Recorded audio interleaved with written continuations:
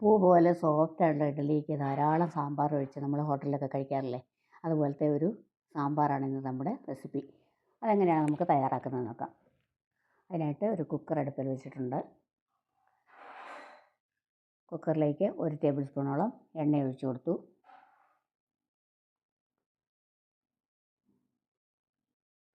വീഡിയോയിലേക്ക് എല്ലാവർക്കും സ്വാഗതം.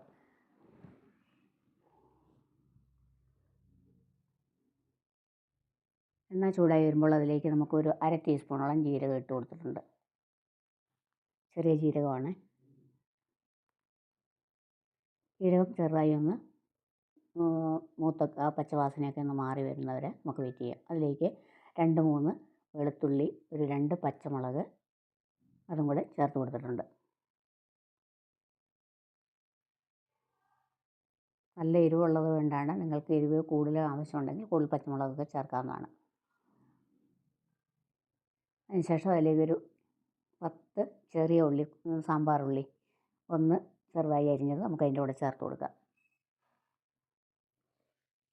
വളരെ ഈസി ആയിട്ട് നമുക്ക് തയ്യാറാക്കുന്ന ഒരു സാമ്പാറാണ്. പക്ഷേ നമുക്ക് നല്ല ടേസ്റ്റ് ഇതിന്.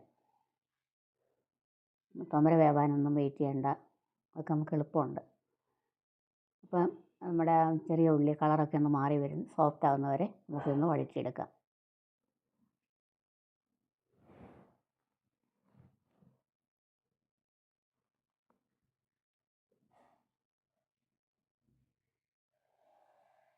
അതിലേക്ക് ഒരു 3 നല്ലപോലെ പഴുത്ത തക്കാളി ചെറുതായി അരിഞ്ഞതുകൂടെ ചേർത്ത് കൊടുക്കാം. തക്കാളി നന്നായിട്ടൊന്ന് വാടി വരണം, അത് നല്ല സോഫ്റ്റ് ആവണം. അതുവരെ നമുക്കൊരു മീഡിയം ഫ്ലെയിമിൽ വെച്ചൊന്ന് ഇളക്കി കൊടുക്കാം.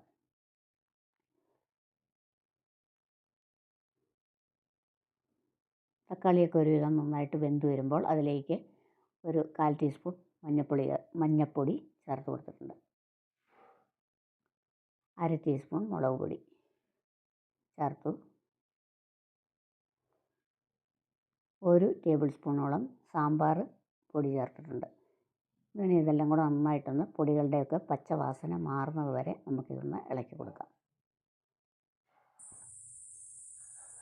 ഇനി നമുക്കിത് വേവിക്കാനായിട്ട് 1 ഗ്ലാസ് വെള്ളം ഒഴിച്ചു കൊടുത്തിട്ടുണ്ട്. ഒരുപാട് വെള്ളം വേണ്ട, പിന്നീട് നമുക്ക് ചേർത്താൽ മതിയാവും. അത് നല്ല പെട്ടെന്ന് നമുക്ക് ഇതുപോലെ അവരെയൊന്നുമില്ലാതെ നല്ല ടേസ്റ്റി ആയിട്ടുള്ള സാമ്പാർ നമുക്ക് തയ്യാറാക്കാം. പ്രത്യേകിച്ച് ഇഡ്ഡലിക്കൊക്കെ നല്ലതാണ്. പിന്നെ ആവശ്യമുള്ള ഉപ്പ് ചേർത്ത് കൊടുത്തിട്ടുണ്ട്.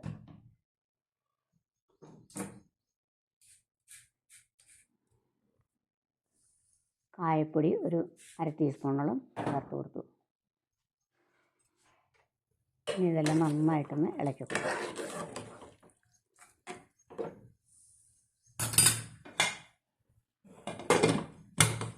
കുക്കർ അടിച്ച് നമുക്ക് വിസിലിട്ടൊരു 3 വിസിൽ വരെ മീഡിയം ഫ്ലെയിമിൽ വെച്ച് കൊടുക്കാം.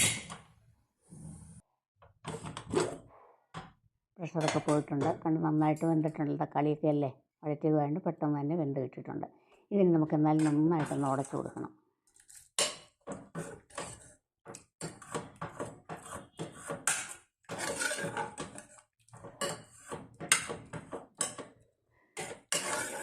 ആ ഉള്ളി വെളുത്തുള്ളി എല്ലാം നന്നായിട്ടൊന്ന് പ്രസ് ചെയ്ത് കൊടുത്തു കഴിഞ്ഞാൽ നന്നായിട്ട് വയ്ക്കാം. അപ്പോൾ ഞാനിത് ഇതുകൊണ്ട് വയ്ക്കാം. നമുക്ക് വേണമെങ്കിൽ ഒന്ന് തണുത്തതിന് ശേഷം ചെറിയ ജാറിലിട്ട് ഒന്ന് അടിച്ചെടുത്താലും മതിയാവും. ഇതുപോലെ നല്ലതായിട്ട് പ്രസ് ചെയ്ത് കൊടുത്തിട്ടുണ്ട്. നമുക്കൊരു ചീനിച്ചട്ടി അടുപ്പിൽ വെച്ചിട്ടുണ്ട്. അതിലേക്ക് എണ്ണ ഒഴിച്ചു കൊടുക്കാം.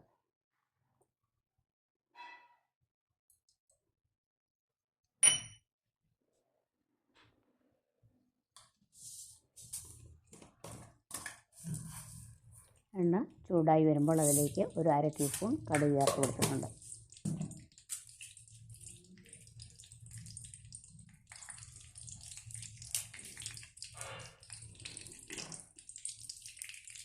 കടുക് ഒന്ന് ചൂടായൊക്കെ വരുന്നവരെ നമുക്കിതിൽ നിന്ന് വെയിറ്റ് ചെയ്യാം.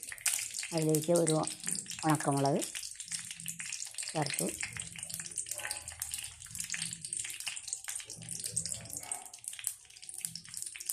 ഒരു 2 കരിവേപ്പില ചേർത്ത് കൊടുത്തിട്ടുണ്ട്. പിന്നെ 2-3 ചെറിയ ഉള്ളി അരിഞ്ഞ് ചേർത്ത് ഇതെല്ലാം കൂടി നന്നായിട്ടൊന്ന് വഴറ്റിയെടുക്കാം.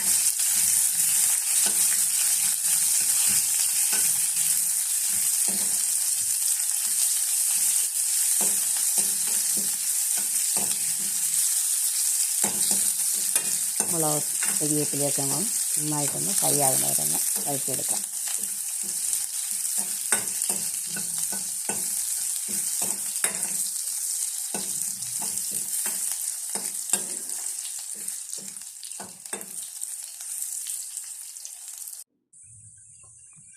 അതിലേക്ക് നമ്മൾ വേവിച്ച് വെച്ചിരിക്കുന്ന തക്കാളി ഉള്ളിയും കൂടെ അത് ചേർത്ത് കൊടുത്തിട്ടുണ്ട്.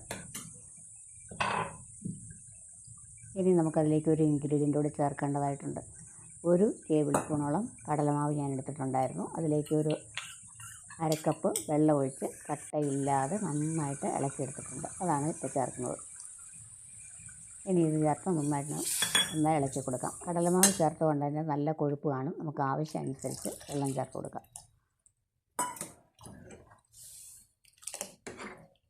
ഇളക്കുമ്പോഴത്തേക്ക് നല്ല കുറുകി വരും.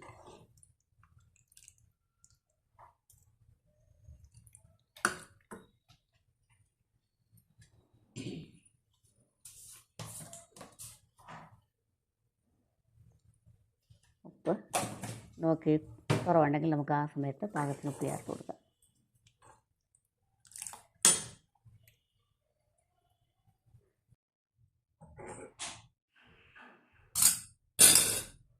അത് നന്നായിട്ട് തിളച്ച് വരുമ്പോൾ അതിലേക്ക് നമുക്ക് കുറച്ച് മല്ലിയില അരിഞ്ഞിട്ട് കൊടുക്കാം. ഇതൊക്കെ ഇലയിന് പ്രത്യേക ഒരു ടേസ്റ്റ് കൊടുക്കുന്നു അല്ലേ. 2 തണ്ട് കരിവേപ്പിലയും കൂടെ ചേർത്ത് കൊടുത്തിട്ടുണ്ട്. ഇനി ഇത് നന്നായിട്ടൊന്ന് തിളച്ച് കുറുകി വരണം. വെള്ളം നമ്മുടെ ആവശ്യമനുസരിച്ച് ചേർത്ത് കൊടുക്കാം. സാധാരണ നമ്മൾ ഹോട്ടലിലൊക്കെ കിട്ടുമ്പോൾ നല്ല ലൂസായിട്ടുള്ള ഇതല്ലേ കിട്ടുന്നത്. ഇഡ്ഡലിയുടെ മുകളിൽ ധാരാളം കോരി ഒഴിച്ചാൽ നമ്മൾ ഹോട്ടലിൽ സാമ്പാർ കിട്ടാറുള്ളത്. അതേ ടേസ്റ്റ് തന്നെ നമുക്കിതുപോലെ വീട്ടിലുണ്ടാക്കാം. ഇത് നന്നായിട്ട് തിളച്ച് വന്നിട്ടുണ്ട്.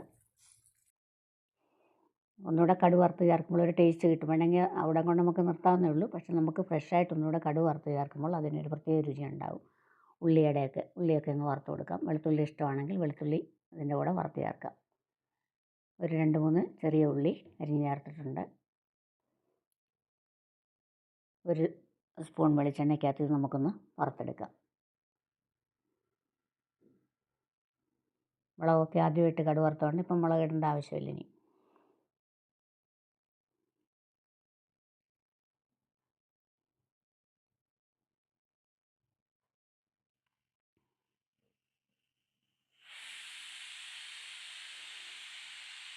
അതിലേക്ക് കരിവേപ്പില ചേർത്ത് കൊടുത്തിട്ടുണ്ട്.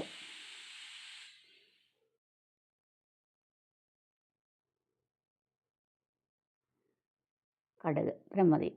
സാധനങ്ങൾ ചേർത്ത് കടുക് വറുത്ത് നമുക്ക് അതിലേക്ക് ചേർത്ത് കൊടുക്കാം. സാമ്പാറപ്പം നല്ല സൂപ്പർ ടേസ്റ്റ് ആയിരിക്കും.